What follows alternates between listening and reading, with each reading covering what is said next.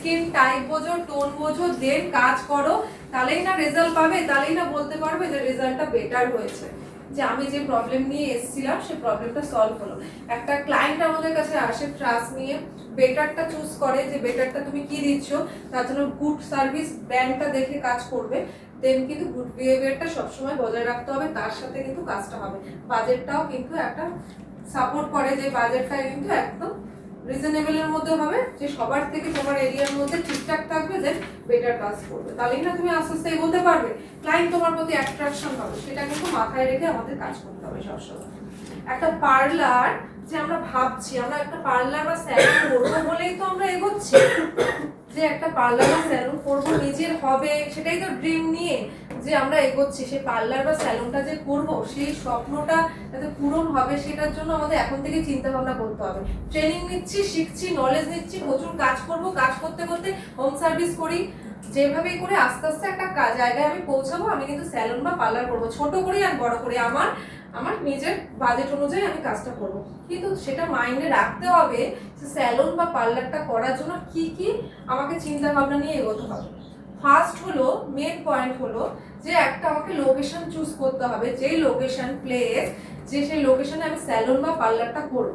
সেটা যদি মনে হয় মার্কেটের থেকে একটু ভিতরেও আছে, সেটা ঠিক আছে, আস্তে আস্তে তুমি সেই নিজের জায়গাটা বজায় রাখবে, চেষ্টা করবে মার্কেটের মধ্যে নেওয়া, প্লেসটা যাতে ভালো হয়।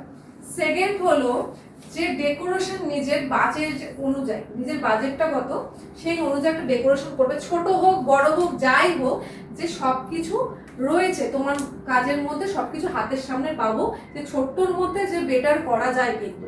তাহলে ফার্স্ট হলো প্লেস, সেকেন্ড হলো একটা হলো তোমার ডেকোরেশন, যে একটা মিরর থাকলো, চেয়ার থাকলো, শ্যাম্পু স্টেশন থাকলো, জলের ব্যবস্থা থাকলো, সবকিছু নিয়েই একটা ডেকোরেশন বলে, লাইটের ব্যবস্থা বলো, কারেন্টের ব্যবস্থা বলো, সেটা একটা হলো তোমার কি বললাম, যে একটা ডেকোরেশন।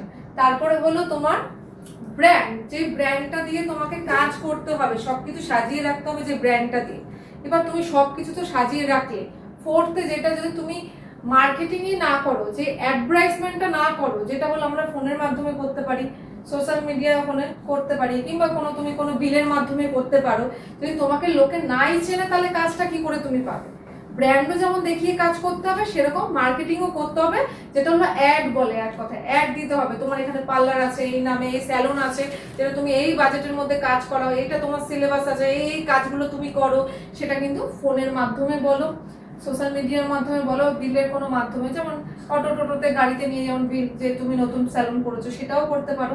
মোট কথা তোমার মার্কেটিং করতে হবে, অ্যাড দিতে হবে। আর একটা হলো very good service, very good behaviour.